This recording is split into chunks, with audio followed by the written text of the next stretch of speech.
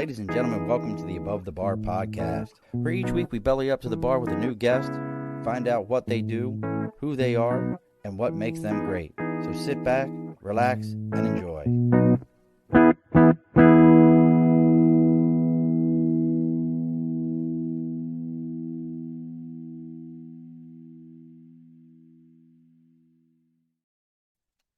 Alrighty, folks, welcome back to the Above the Bar podcast. It's your host, Sean. You've gotten to see me a lot here lately. We did a Saturday show this past weekend. We did a Wednesday last week. Lots and lots of views, and you might even see us not this Saturday, but in 2 Saturdays. Maybe Nathan will pop up and he'll let us know if there's any news on that front.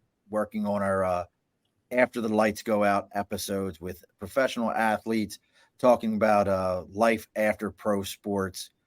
And if you know, look, folks, if you know a pro athlete, somebody maybe, or even Division I athlete was in a sport like diving or wrestling or something like that there's not really a transition into a pro environment, please reach out to us.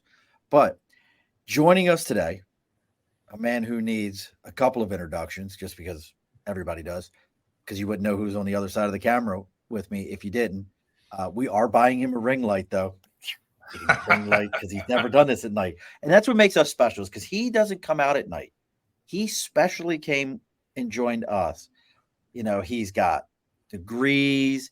He's helping people through their journeys in life, coaching them through it. He's got a background in something I love, some staffing. So joining us, and I didn't even normally ask my guests what city they're in. I didn't even ask him, so I have to tell us here in a minute. But joining us from parts I don't know quite yet, Mr. Mark, and I'm going to butcher Mark's last name because he has one of those names, and y'all know how I am with last names. Mark Aylward. Is it Aylward? Aylward? Aylward? It's Aylward, like it were spelled A-L-E. Aylward. Aylward. Yeah. Hey, Sean. See, there you go. There's your cheers. Oh, look, there's Nate. Nate, are we doing a show on the 30th? The audience wants to know. But Mark, I appreciate you coming out, bud. We're going to be talking about, he's got a program helping people, coaching them through it as we're going through this, some life coaching, some personal coaching. You can find some more information for him on 7pillarsglobal.com. But let's go ahead and get some house cleaning done here real quick. As always, folks, if you're watching the live video, it's over my right shoulder. We got the big board for Sticker and a Cause. If you got something you're supporting, something you believe in, maybe you have your own coaching program. You have something else going on. Whatever it happens to be, you can reach out to me on Facebook, LinkedIn, YouTube, Twitter, Twitch, TikTok, Instagram, LinkedIn, even our email. It's all the Above the Bar podcast. Let me know what you got going on. I'll give you the address where to send that sticker to. Send me out the sticker, and I'll read about you live here on the air. And now let's get to our sponsors. Now, you're kind of in a dark area there, Mark. I don't see any windows. You got any windows where you're at, Mark? I got big French doors right in front of me that the sun usually pours through. I got all kinds of windows around the back. So in the daylight, this is actually a good place to shoot. And like I said, I didn't even consider the fact that we were going to do this in the dark. So I just turned all the lights on. But you know what? Now that you say you got all that light coming through, you would probably love to talk to our sponsors, Budget Blinds of East Greenbush and Budget Blinds of Hudson and Coxsackie, New York. They are been around. Budget Blinds have been in business for over 30 years, folks, 30 years. And the Budget Blinds of East Greenbush and Hudson and Coxsackie would like to help everyone out. And in the month of October, if you refer somebody to them in the month of October and that person ends up purchasing blinds, they've always been willing to give you a $50 gift card for that, and then or make a donation in your name to Wounded Warriors. But for the month of October, during Breast Cancer Awareness Month, they are actually going to be making donations to the Women's Veteran Alliance. It's an organization that helps female veterans with either transitioning out of the service, maybe getting on their feet for the first time after time of service, or veteran women entrepreneurs who are looking and they're starting a business and they're looking for some additional support. Somebody like Mark to help coach them through things, all that kind of stuff. My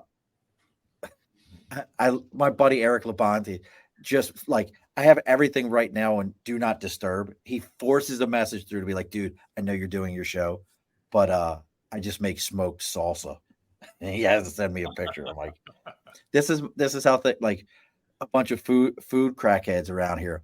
But make sure you reach out to Budget Blinds of East Greenbush or Budget Blinds of Hudson and Coxsackie, New York. They're still running their 25% off sale this month.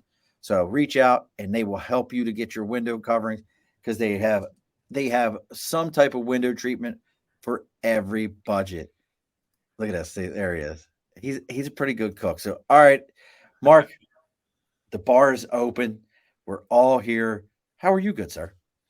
I'm well, Sean, and thanks for having me. I get a great vibe. I love the background. I love the user experience already, and I like the tone. So I appreciate you. And by the way, I'm in Orlando, Florida. By the way. You're down there with all the snowbirds. They should all start flocking in any day now. I know, and you'll love this even more because you're from New York. I'm originally from Boston. Oh, look at that. Well, see, I'm from Baltimore originally, so I don't know. I'm a Baltimore guy. So, and I have to tell everyone, Mark is the first person to ever pick up that Ernest Hemingway is the picture over the bar. Nobody else ever picks up on this. He's the first person to ever go, wow, you got Hemingway over the bar. Absolutely. Yeah. Why wouldn't you? Well, given his proclivities, maybe that's a double-edged sword, right? That I know him. I mean, he knew how to put him down. I think it was Hemingway. Was he the one that was big Key West guy? Mm-hmm. I think it was Hemingway was big Key West guy. Big bounty hunter, big drinker. Yes. Yeah. We were down I was down in Key West. Completely sidebar here for a moment. And there's a bar called Smoking Joe's or Smoky Joe's or something like that. Mm. And this place claims that it was the bar that Hemingway went to. Like this was the spot. They have a stool there that they say, well, this is where he used to hang out at, the whole 9 yards. That's cool. I mean, Key West is just a cool place. I love me some Key West, but we're not here to talk about Key West. We're here to talk about what Mark's got going on. So let me make sure I got your background right, Mark, because I'm pretty good at jacking these things up. So make sure you can fix me if I do. Sure. So 30 years working with people, helping them through situations. Mm-hmm. You've got your bachelor's in marketing from Notre Dame. Mm-hmm. You've got, you'll have to tell me what a certificate of excellence is, but you did that for you with UCF. It's an entrepreneurship course. Okay, so it's like a course in entrepreneurship. Yeah, 8 weeks, and you give a presentation at the end, and it's pass-fail, and you get a certificate of excellence in entrepreneurship. And Eric, if you're sticking around, because Eric worked with me at my last position, he founded and sold 2 staffing companies there, so you might get a little bit of inside knowledge here. So did I hit everything? What did I miss?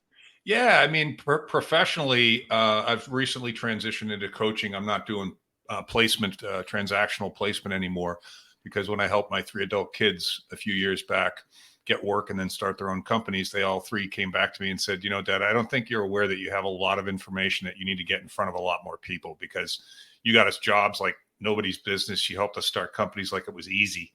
And I don't think you give yourself enough credit. So I started to think, what would that look like? And I'm in the process of developing some coursework, and I'm doing trading time for money right now, but it's a couple hours with me if you're confused about what to do next professionally, and I can significantly change your outlook and your plan. So I want to start with your career for a minute. I want to get into that, but I'm a junkie for recruiting. I still think from a financial standpoint, being a recruiter, if you're good at it, is the most addictive drug in the world. Yeah. I mean, there's nothing like the high of placing someone in a career that they can change their lives. Mm-hmm. And Eric and I worked in a field where you weren't changing many lives.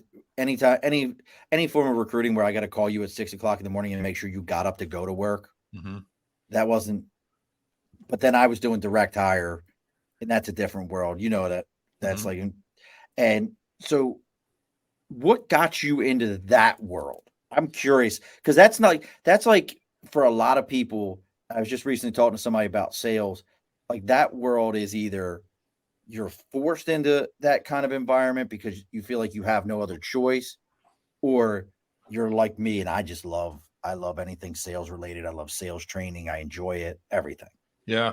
Yeah. It's an interesting story. I didn't really even know what recruiting was. I was 26 years old and my girlfriend got pregnant, and I stepped up to the father role with boots on and said, okay, we gotta raise the bar, no pun intended. And so I went, and among other things, I visited my folks, and they had a couple guests over, and one of them was my mother's best friend, and she had just remarried this Australian guy. And over a glass of wine, I said, I'm seeking my purpose right now, and I'm a bit lost, and I got a sense of urgency. Do you mind if I ask, what do you do? And he said, yeah, I'm a recruiter for petrochemical engineers in Saudi Arabia. And I thought, well, we're going to have to unpack that. That's a loaded phrase. I said, well, what do you do? He said, well, I on behalf of the Saudi Arabian oil companies, I go out into the world and I find specifically talented petrochemical engineers, and I put them in front of these companies and present them with offers if things work out. And the reason Saudi Arabia recruiting is a bit different, it's very, very unique because petrochemical engineers are very specific. And Saudi Arabia, if you're not from there, you probably don't want to live there for a long period of time. It's a very, I can imagine that's not, it's a challenging place for cultural reasons, weather reasons, all kinds of stuff.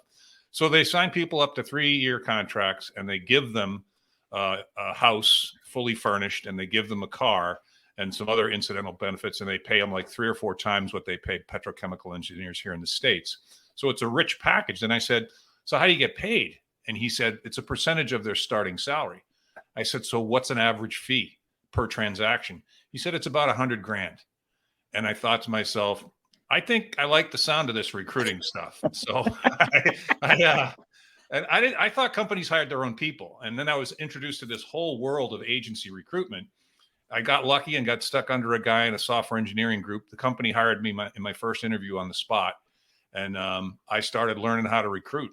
And we recruited for software engineers inside of the 128 belt in Boston. So really focused. And inside of that 128 belt, you probably know, are some of the best universities in the world. Oh, absolutely. And so the talent pool there is rich.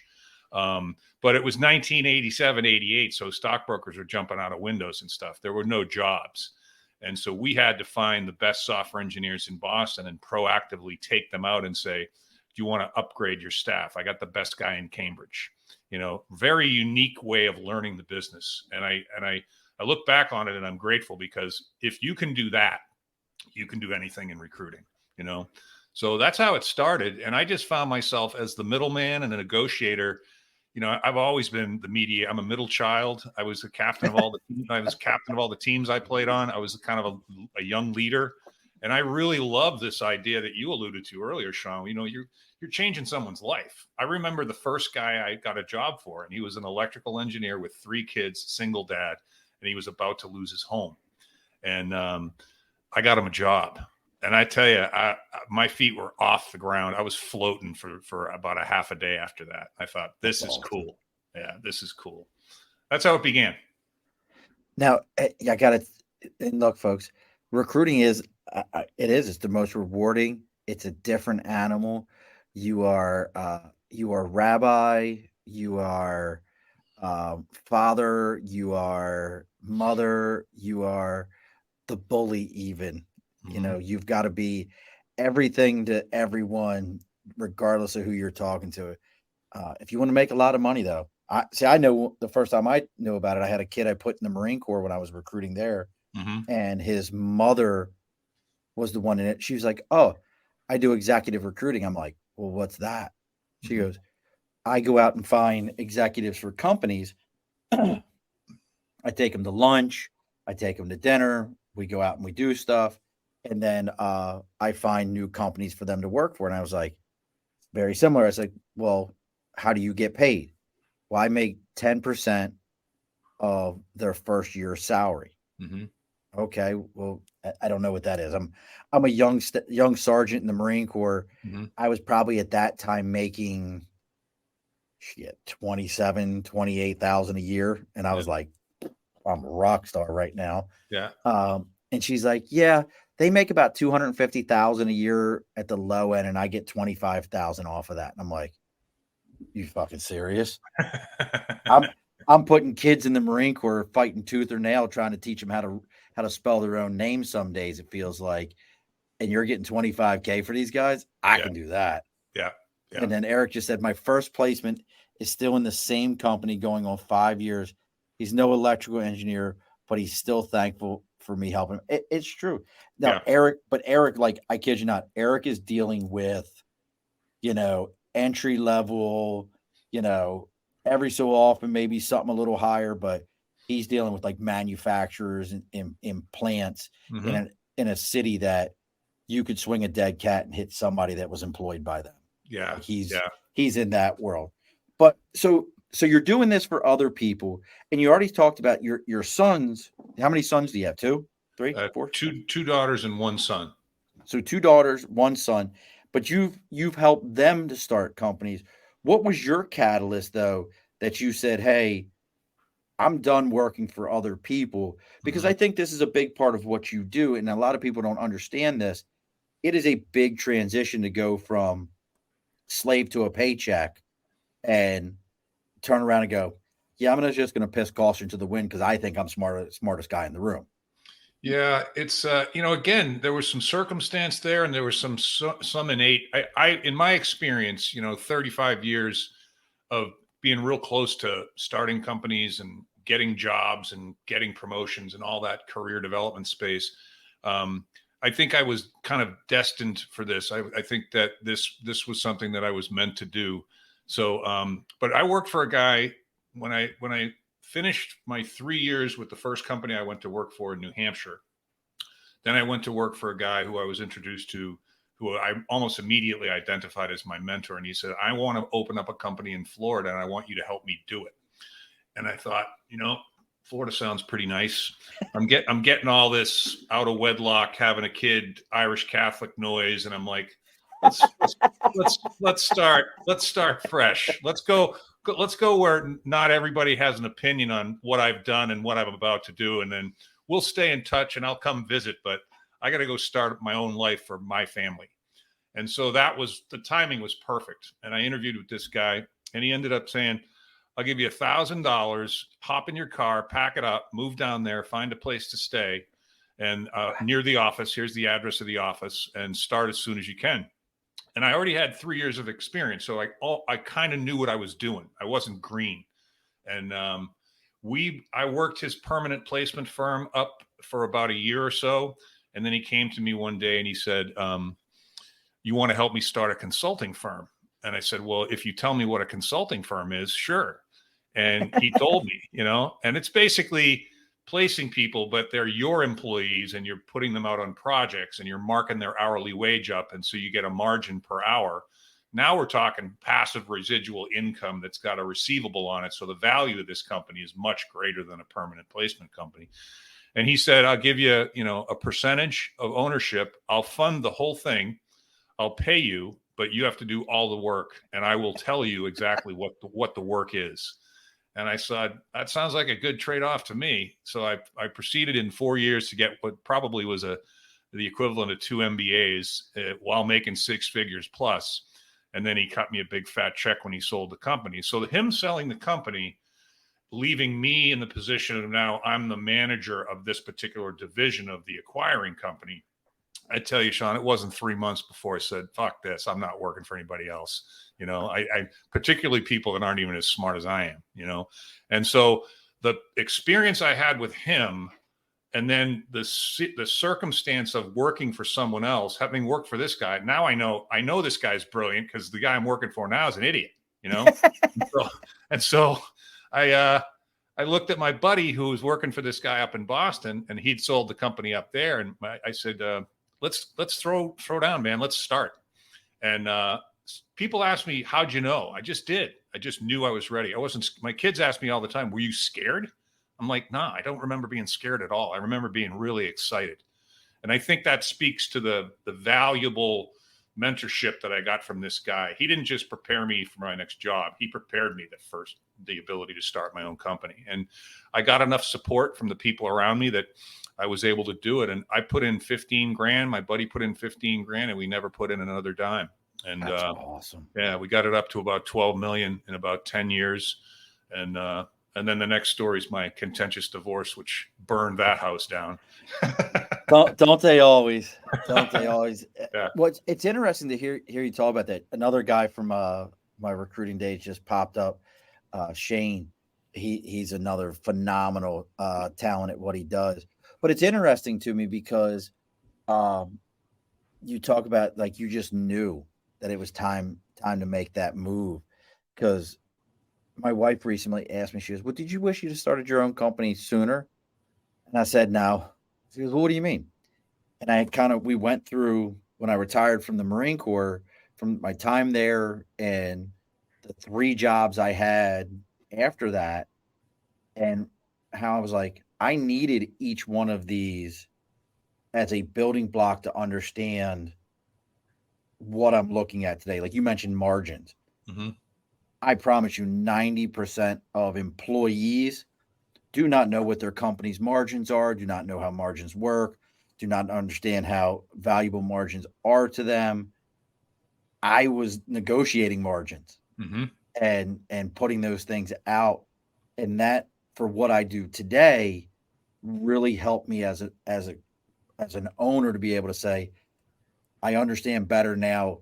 Am I or am I not making a wage for myself to build my company bigger? Yeah. It's huge.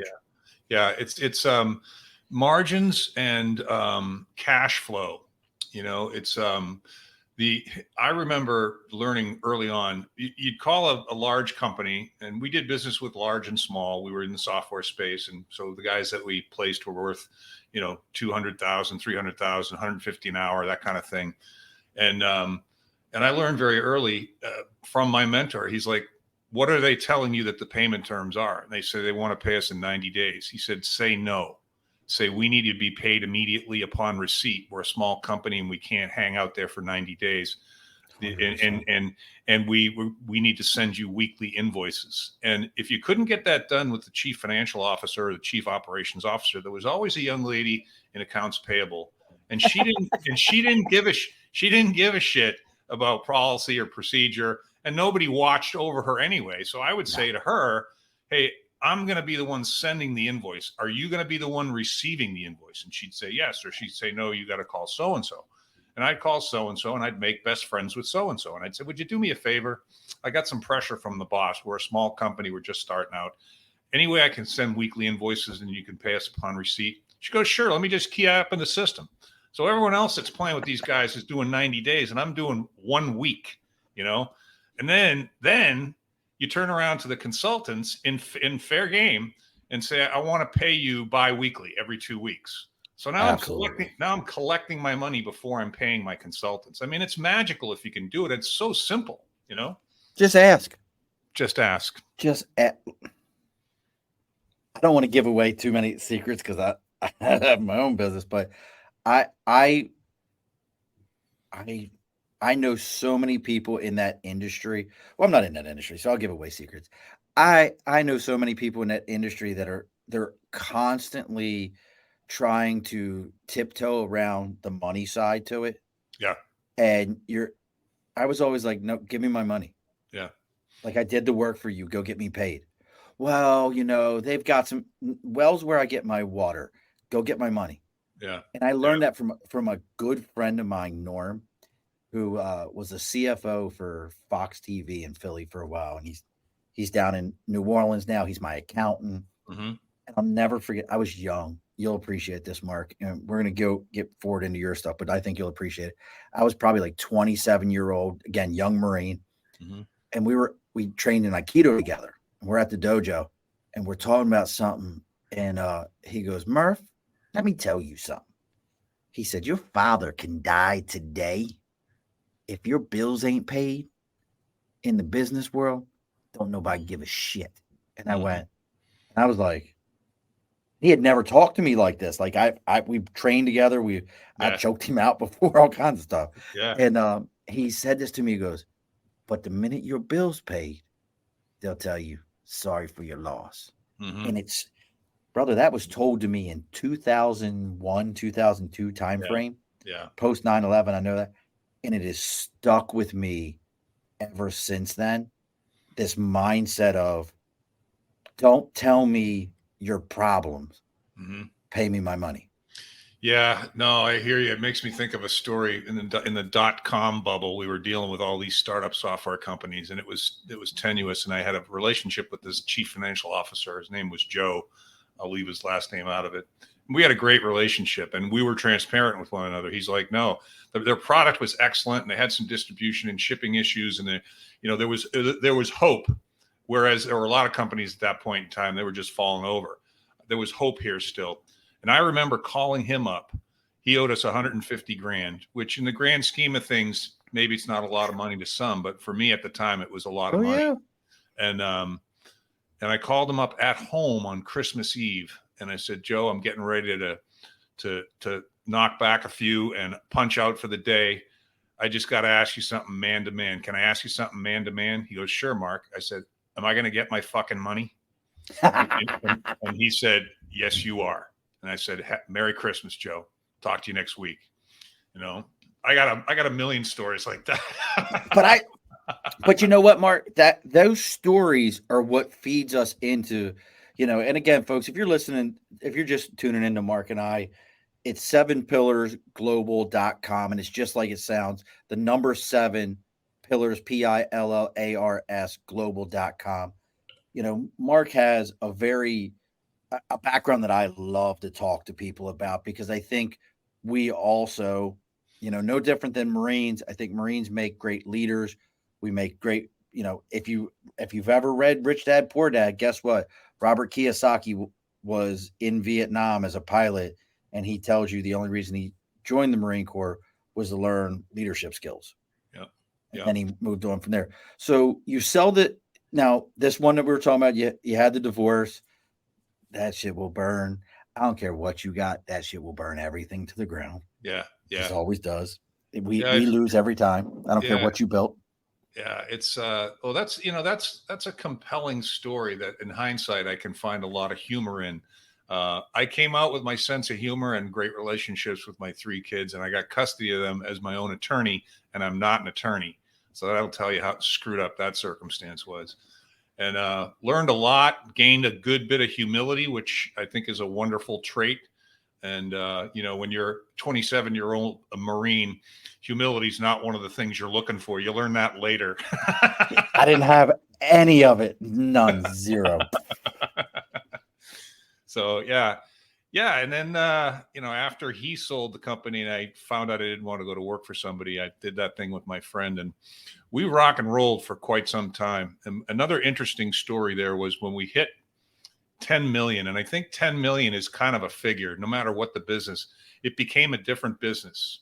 We had been selling and recruiting and building relationships, but on the back end, cash flow reporting, P&Ls, balance sheets, accounting, we didn't have that buttoned up. And we were also trying to serve too many different markets.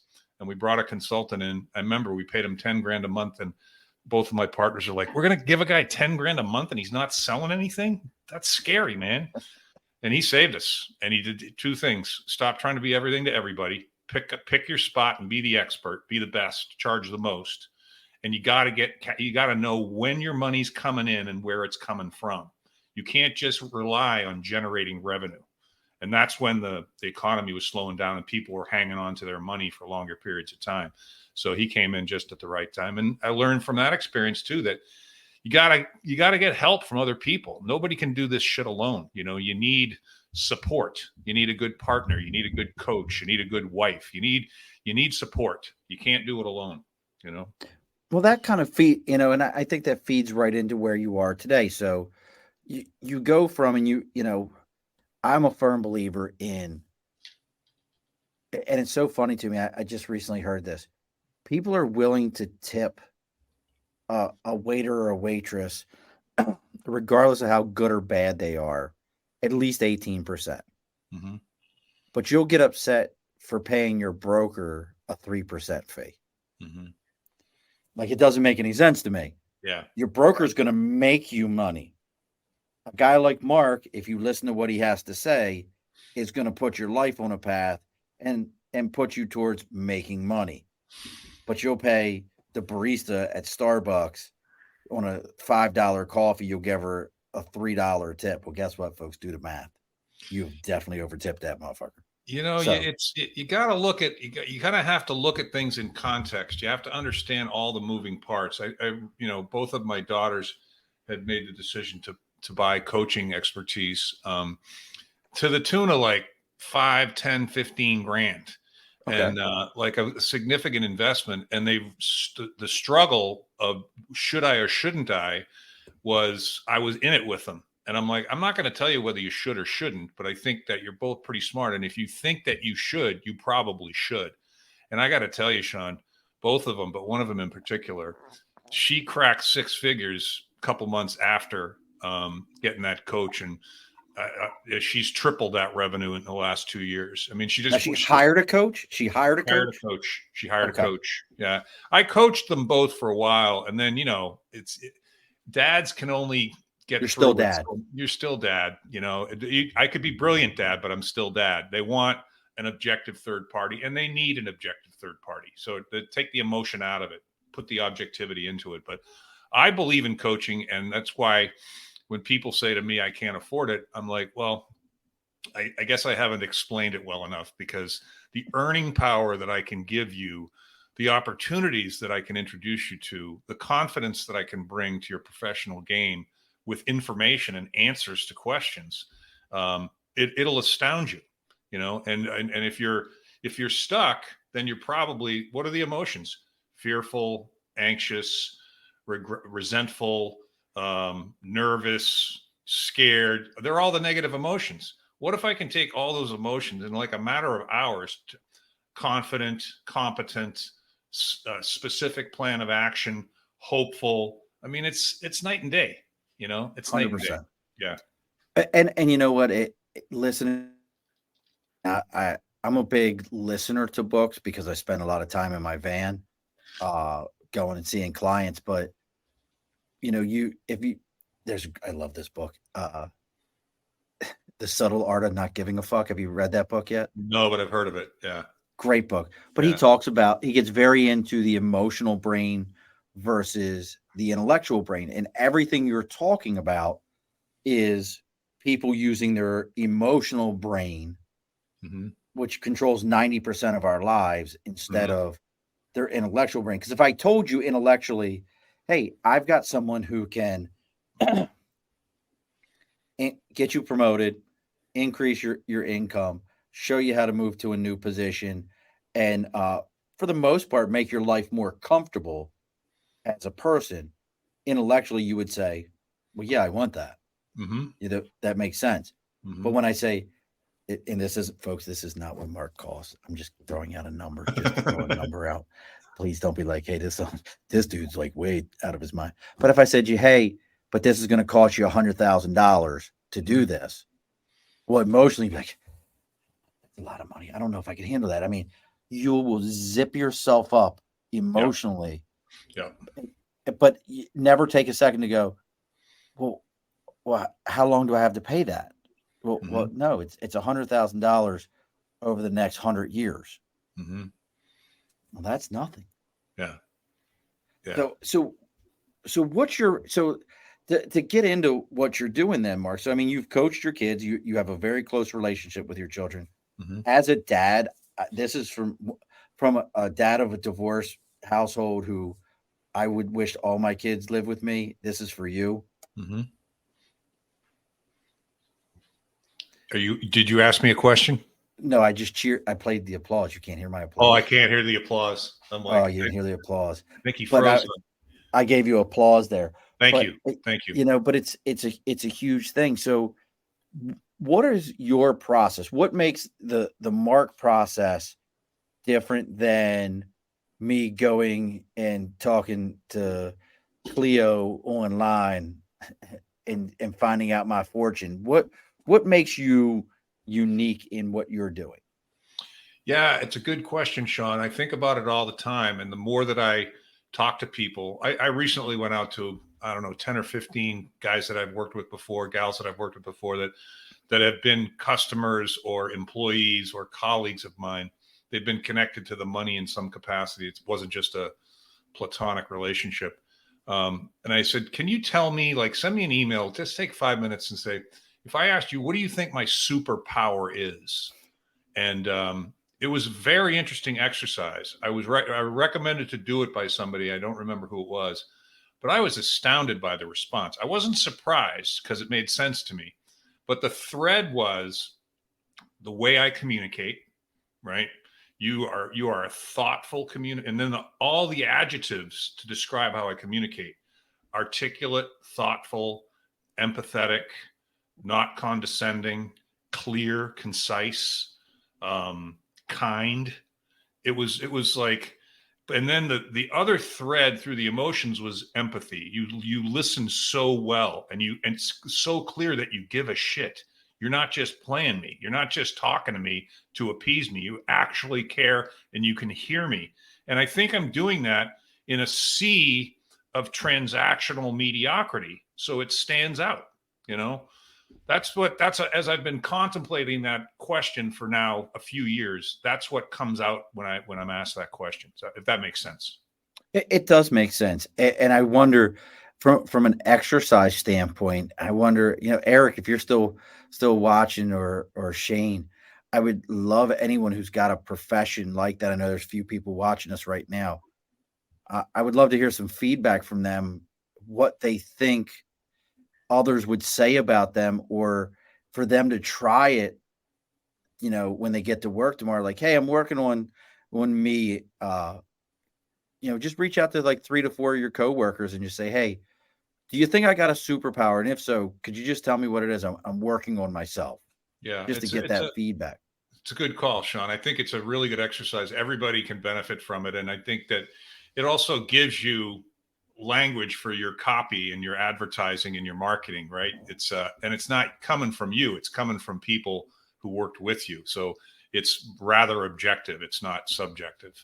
And the other thing, I got a couple people commenting on, I think it's part of the reason, because you raised 3 kids on your own, 2 of whom were daughters on your own. Your empathy comes from there. Your listening skills comes from that. Your sensitivity comes from that. And you don't know me very well, but if you hung around with me, sensitive is not one of the words you would immediately bring to the table, right? It's kind of in my back pocket, and it comes out when I need it, but I'm not advertising it, I'm a big, burly, stupid guy, so sensitivity was kind of funny to hear, but I appreciate it. Mongo would sandwich. I would sandwich. Yeah, no, I understand. Well, earlier when you mentioned the Irish Catholic Boston, I was going to ask you if the mother of your first child was a Southie, and that's why you had to get out of there. No, she was in Charlestown, which is just as much south. That's where all the the movie The Town, Townies. Ben Affleck. Yeah. That's where they shot that. That's where all the Irish mobsters lived. And she was born in Dublin, actually. And wow, Boston. So she was pure Mick, and I was mostly Mick. And so yeah. You'll appreciate this story. I was on recruiting duty and was at my first ever. It's called an 8412 conference. It's career recruiters in the Marine Corps. Mm-hmm. And I'm sitting with my Master Guns. One of my mentors, Master Guns MacArthur, and he goes, Gunny, I want to introduce you to, and I might have even been a staff sergeant at the time. I want to introduce you to Master Guns. I don't even remember the guy's name.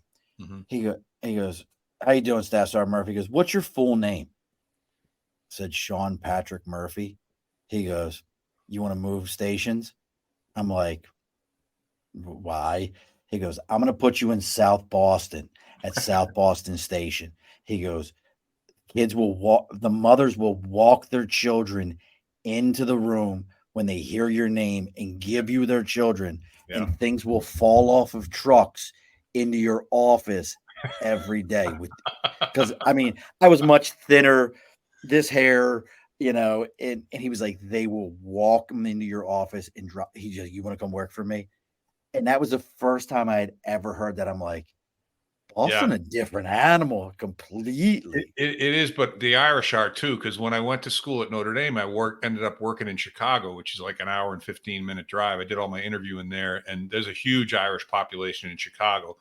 I mentioned I was asked where I went to school a few times. I remember renting a car, and they were out of the car that I wanted, and I couldn't afford the one that was 2 grades up at the time. And I can't remember how it came up. But the guy asked me, well, where'd you just graduate from? I said, Notre Dame. He goes, hang on a second. He goes and gets me the 2 upgrades and just washes it off the books, you know? And I had people offering me jobs, Irish people in Chicago, in accounting. I was a marketing major. They didn't care. They just wanted more Notre Dame people. So the Boston connection, the Irish connection, it's strong and it's unique, and it's often fucking hilarious, you know? All right. Left turn question for you. How did you feel when the College Football Hall of Fame moved from South Bend to Atlanta? Did you give it any thought? Yeah, I didn't respond to that at all. My challenge with them is they can't seem to win anything on a consistent basis. And they're doing some things that aren't necessarily Catholic. And but that didn't bug me. That didn't really rock my world. See, I was in the Hall of Fame in South Bend, and then I was in Atlanta when they opened the Hall of Fame in Atlanta. Like I was there that weekend. Yeah. So I've seen both of them, and personally, I think it needs to go back to South Bend. Not that it was a bad building or anything. Yeah. But I don't see Atlanta. I mean, Georgia Tech's amazing. If you've never been over that campus, it's an amazing campus. Yeah. It's next to Varsity, which is my favorite fast food in the world. Mm-hmm. But it's not like I don't see Atlanta and think college football. Yeah, Notre Dame has a mysticism about it, a tradition about it. It's a really cool place, and it's all South Bend, Indiana is Notre Dame. Mm-hmm. You know, there's nothing else there. You know, I just saw a recent picture of some of the projected building that's going into this $90 million construction effort or whatever. And the place is looking spectacular. And I haven't been back in a while, but you can't step on that campus and not get a little chill. Oh, absolutely. I mean, who hasn't watched Rudy and just been like, I should go to Notre Dame. Yeah. But we follow, they're called Wake Up Sports Podcast, buddies over there. And then we were talking about the fact that Notre Dame's still an independent, and they were like, oh, they should join a conference. Notre Dame will never join a conference. As long as NBC, Notre Dame Broadcasting Channel, exists and is going to pay them an absolutely ridiculous amount of money for every Irish Catholic to root for Notre Dame, they ain't never going nowhere. Not at all. Yeah, it doesn't appear that they will. And maybe they shouldn't, you know, maybe they shouldn't. It's kind of it's a cool thing to be that unique. I agree with you. So, I mean, I didn't mean to make a left turn there. I was just thinking about Notre Dame and South Bend. No sweat. Love talking about Notre Dame. Have you ever been to Goshen, Indiana? Probably. You want to talk about a scary place? They boast that the Amish there can trace their roots back to the original 100 settlers. Wow. But guess what? That gene pool's super shallow. Super shallow. You can see it when you're there. It's real, but it's also some of the best food I ever had. The best chicken a la king or chicken and biscuits, whatever you want to call it, that I ever had was in a restaurant in Goshen, Indiana. Yeah, and it was an Amish restaurant, which I thought was very interesting. They're an interesting people, the Amish. They sure are. I watched a thing the other day where an Amish girl was using an electric lantern, and the guy was like, "That's electricity. How are you able to use that?" She goes, "No wire. It's battery powered." He was like, "Ain't you some shit?" But I digress because we're getting close to the end here. So people are able to contact you, Mark, again through the number 7 pillarsglobal.com. Mm-hmm. But what is your vetting process that people should expect in the first step to even determine if you want to coach them? Yeah. So right now, and I've got some things in the works and more of an assessment process that I'm going to charge for right now. I present my calendar on my website as well as a number of other places. It's a Calendly link. It's a 30-minute slot. And I ask people, tell me what your biggest challenge is or anything that might be helpful for the call. They jump on my calendar and we do a Zoom call or a phone call for 30 minutes. And I can tell in 10 minutes whether I can help them or not. And then I can tell in 20 or 30 minutes how I can help them. So at the end, what people get 99 out of 100 times is, I can help you or I can't help you. And this is why. And if I can help you, this is what I think that's going to look like. And right now I usually say, I charge this amount of money per hour and I don't spend more than 2 or 3 hours, because I'll spend an hour with somebody, give them all kinds of thinking to do, all kinds of work to do, all kinds of polishing to do, and inner, self-awareness exercises. And then the second hour, we go over what they've accomplished and I move them to the next level. Like I said, what do you do? What do you want to do? Why do you want to do it? Let's craft your story. No resumes yet, no tactics yet. Let's figure all this shit out. And if they don't choose to work with me, I usually give them at least a couple of tips, either about their resume or their LinkedIn profile, that they can put to use just in good faith. And I'd say 50% of the people come back. And then I've had people come back after years. But what I want to be offering people is the product that I have in the works, which is a 6-week coaching program that's a few grand, and it's much deeper, with supplemented with workbooks and workshops. And we have a community. It's pretty classic online learning experience, but real deep dive. And I'm also getting some people reaching out to see if I do any leadership training. The first guy that asked me, because I write a lot on LinkedIn and my writing is getting better, and I'm trying to get more authentic and funnier and more interesting. And I'm getting a lot of traction on that. And I had 2 people reach out to me yesterday, leaders in the IT space, asking me about leadership training, and I'm in negotiation with one. So I said, full transparency, I don't have a course yet, but I got 30 years of experience up here. I've been teaching leaders for 30 years. So that was fun, because when he got on the phone with me, he goes, man, I feel like I know you. I've been watching your videos and reading your stuff for the last 3 months. I'm like, well, that's cool. That cake is half baked. Let's go.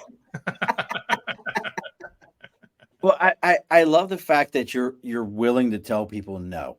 Yeah. No, I'm not gonna coach you. I can't, for whatever that particular reasoning is. And I think that's a hard line that a lot of coaches aren't willing to take. They're like, yeah, hey, sure, I'll go ahead and coach you. Come on over. Yeah. And it just gives that industry.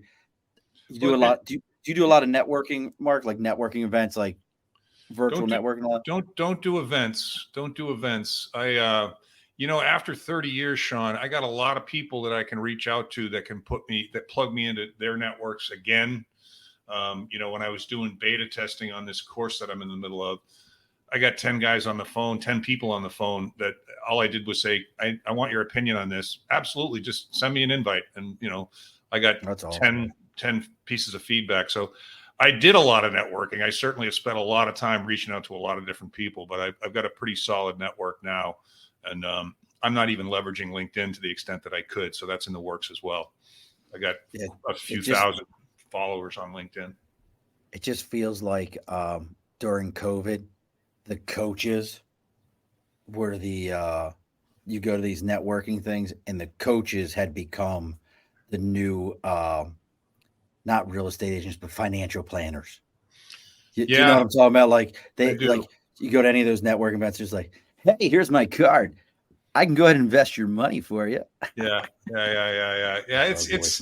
It's interesting, Sean. I think that one of the things I told my kids when they started their businesses, I said, you want to be, in demand. You want to have a constant line of prospects and warm leads. Do exactly what you say you're going to do. And if you can't do something, don't say that you can. Then you're in the top 5%. I don't care what the profession is. And if you think about that, if that's true of doctors, that's pretty scary, Your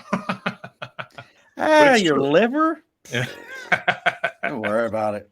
I think that's one of the things that I get feedback on a lot is you never promise me something you can't deliver.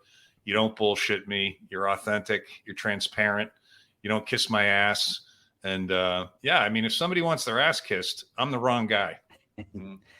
I had one. Oh, God. Plug your ears if you have sensitive ears for a moment. I had one of my Marines. It was the greatest line I've ever heard in my life. He was at this house trying to get this kid to go to boot camp, and the grandfather was there. He said something to the grandfather. He's like, "You just trying to kiss my ass, aren't you?" He goes, "Look, sir, I might kiss a little ass, but no, I ain't gonna suck no dick. So this is the deal." And he's like, the kid, everybody was like, "Here, sign here." Yeah. And they signed because he was like, "I'm not playing games with you." Yeah. That's probably one of the best things. Now I got to ask this question for Nate because this is Nate's question.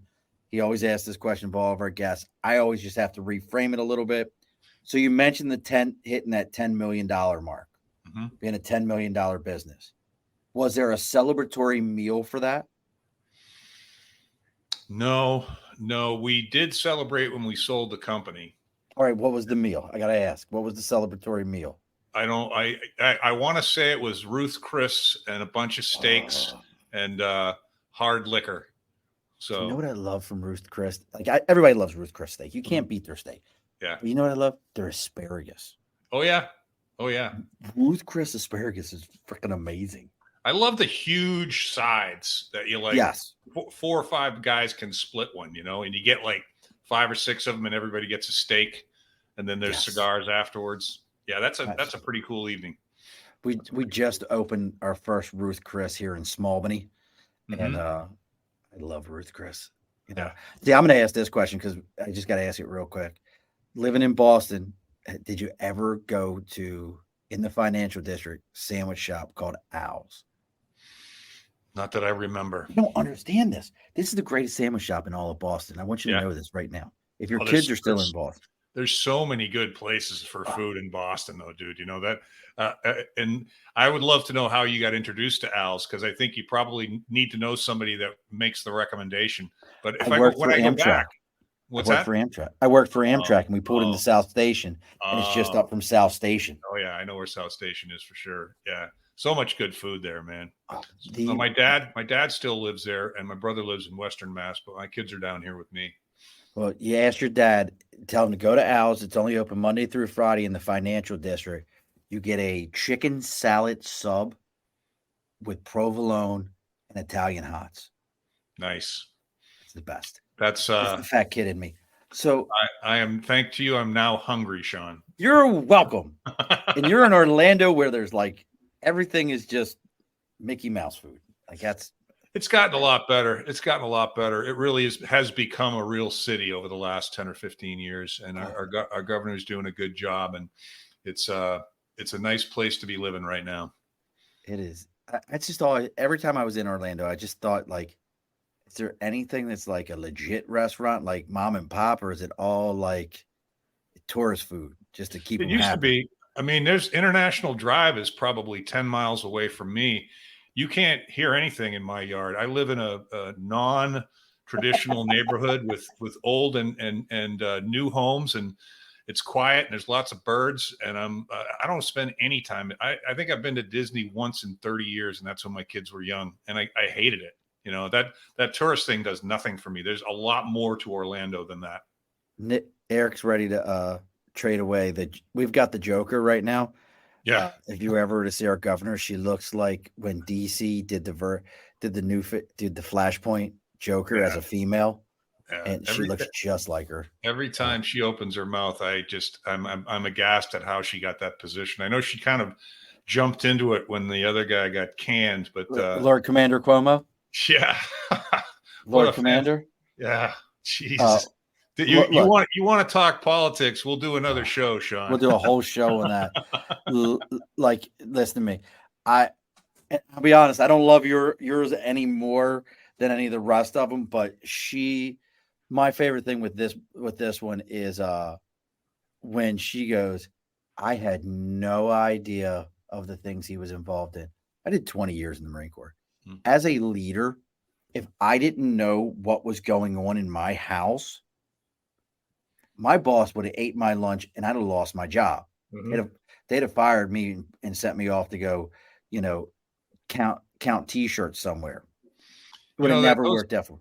Those kinds of comments, no matter what. I mean, I find them so disingenuous. And then you go from disingenuous to, oh, you actually think I'm stupid enough to buy that? Well, fuck Thank you. you. You know, and it's a leadership thing. We totally couldn't do that, and that's one of the things I kind of want to wrap this back up into what you're teaching from a coaching standpoint, the accountability side. Real leaders are accountable for their actions and their people's actions. Mm-hmm. I can't just be like, oh, I didn't know he was doing it. It's my fault. Because if No, I did that with my kids, if I was like, oh, I didn't know my kid was setting matches on your front porch, my bad. Yeah. No, totally. That self-accountability thing is what really is missing. And I used to tell people that worked for me, you can come into my office anytime. Okay. And it's open door policy, but you just bring me a problem and I'm going to ask you to go back out and come back with some solutions. We might not use your solutions, but I want to know you put some thought into it. And you're just coming in here to put a problem on my back and expect me to fix it. Okay. That's not the way this shit works, And it's one of my favorite qualities. One of my insisted upon qualities is self-accountability. I don't want you blaming anybody. I don't want you blaming anything, even if it is someone else or something else's fault. I don't care. That doesn't fly. We're almost done here, but I wanted to ask you a question. I'm glad you brought that up. From a coaching standpoint, is that something you can even coach, is accountability? I used to joke with people that would say stupid things on the sales floor. Give me your parents' phone number. I need to call them up and we need to fix this. Some of this stuff is just, we get so much from our parents, good and bad, so much. And we spend a lifetime trying to pick out the bad stuff and get rid of it and throw gas on the good stuff. I don't know, Sean. I think you can with some people. All this leadership talk I've been having, it's like, are people born leaders? Yes, I believe they are. Can people be taught to be leaders? I think they can be taught to be better leaders, but I think you have to have some innate leadership qualities. I don't know. It's an interesting discussion. See, that I could have a whole conversation on that too. Yeah. I mean, there's a lot of things we could talk about, because I think people are either thrust into leadership roles or they desire it, and it has to be trained. Mm-hmm. So I don't believe in the born leader. You might be thrust into a role or you desire it, but you can't be born it, because there's a lot of bad kings in this world. There's a lot of bad ones. Yeah. I know where you're coming from. A quick story on that. When I was 6 and I was in Little League, my dad was the coach. I wore one of his white T-shirts to practice one day. So I had this big white T-shirt on, and I didn't remember this until he told me. He said, "Mark, do you remember that the next day at practice, every other kid on that team wore his father's white T-shirt? They were looking up to you from day one." Oh, and wow. And that's so I think there's a little bit of everything in that leadership space, but I was also taught to be a leader by my father. So there was your dad showed you, and I agree with Shane. You can forge that leadership. Exactly. Mm-hmm. You can see it, you can mold it, you can work with it. Look, folks, if you're looking for Mark and you want to know what he's got going on, first off, he's very active on LinkedIn, and Mark's last name is spelled Aylward. I butcher last names, Mark. I'm so bad at it. It's always been my vein. Sean, everyone fucks that name up. Everyone. It's like I fuck it up like polio.